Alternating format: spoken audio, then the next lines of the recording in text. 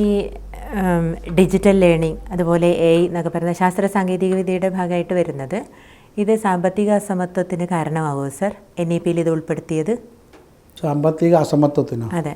ഇപ്പം എല്ലാ കുട്ടികൾക്കും ഒന്നും സാമ്പത്തിക ശേഷി ഇല്ല ഈ പറഞ്ഞ പോലെയുള്ള പുതിയ സംഗതികളൊക്കെ വാങ്ങാനായിട്ട്. അപ്പം അത് ഉദ്ദേശിക്കുന്ന ഫലം ചെയ്യാതെ വരുമോ? അല്ല, അതുകൊണ്ടാണ് നമ്മൾ പറയുന്നത് എല്ലാ കുട്ടികൾക്കും ഏറ്റവും ഗുണനിലവാരമുള്ള വിദ്യാലയം അല്ലെങ്കിൽ വിദ്യാഭ്യാസം ഉറപ്പു നൽകാൻ സർക്കാർ ബാധ്യസ്ഥരാണ്.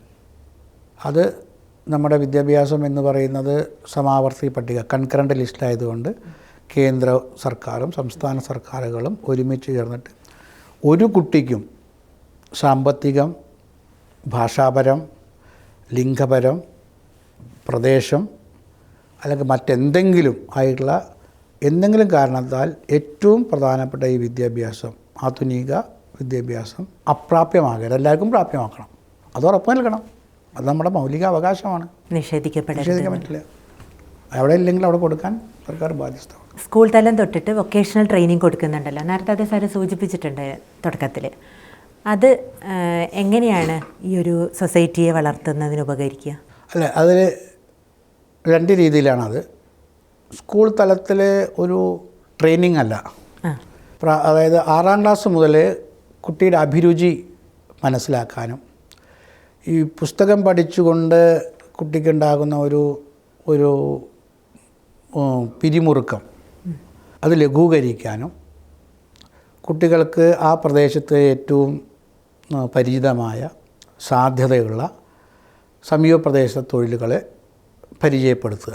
അത് ആ നാട്ടിലേറ്റവും ആ രംഗത്തുള്ള ആൾക്കാരെ വിളിക്കാം. ക്രാഫ്റ്റാകാം, കൈത്തൊഴിലാകാം, മറ്റ് ഇതാകാം, മൺപാത്രം ഉണ്ടാക്കുന്നതാകാം, മരത്തിൽ ചെയ്യുന്നതായിരിക്കാം, ഇരുമ്പിൽ ചെയ്യുന്നതായിരിക്കാം, പെയിൻറ്റിങ് ആയിരിക്കാം, പല പല ടെക്നീഷ്യൻ കോഴ്സുകളുണ്ട് ആ പ്രദേശത്തുള്ള. അത് പഠിക്കാം. അതിലൂടെ കുട്ടിക്ക് ഒരു തൊഴിലിനോടുള്ള ഒരു ആഭിമുഖ്യം നമുക്ക് മനസ്സിലാക്കാൻ സാധിക്കും.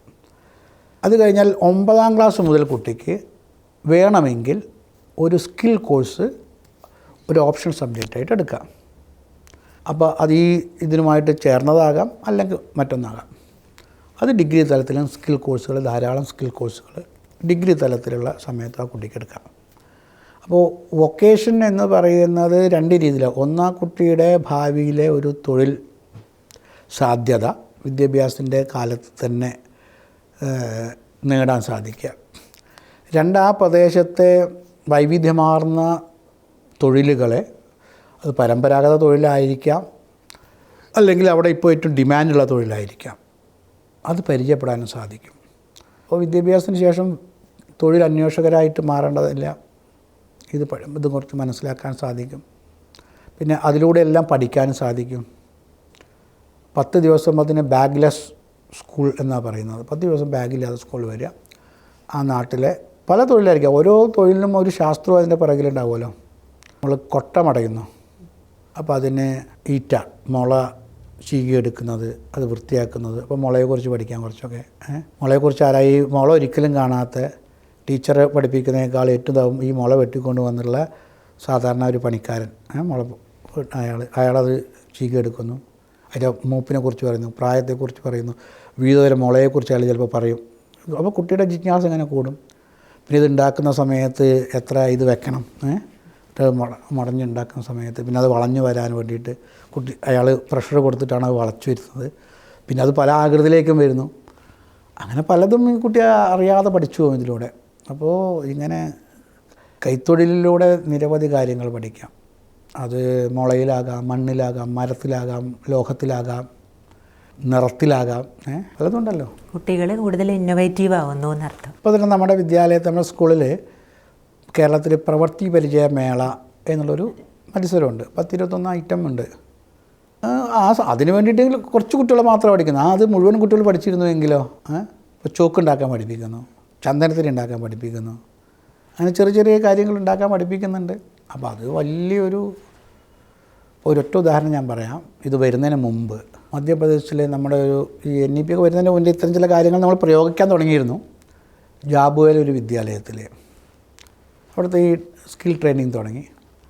അപ്പോൾ അവിടെ ഐഡൻറ്റിഫൈ ചെയ്തൊരു സ്കില്ലാണ്, അവിടെ ഈ ബൊമ്മകൾ ഉണ്ടാക്കുന്ന ഇതുണ്ട്. അപ്പോൾ അവർ വന്നിട്ട് ഈ കുട്ടികളെ ബൊമ്മ ഉണ്ടാക്കുന്ന പഠിപ്പിച്ചിരുന്നു.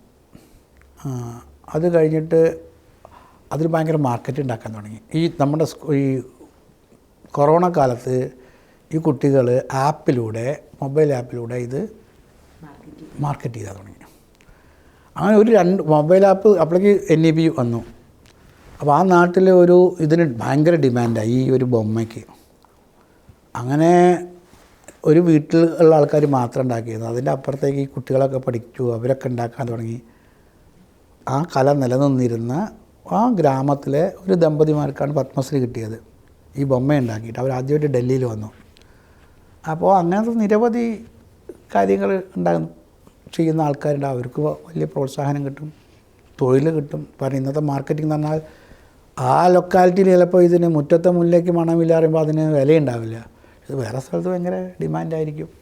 സെൽഫ് ഡെവലപ്മെൻറ്റിലേക്ക് എത്തുന്നു അവർ.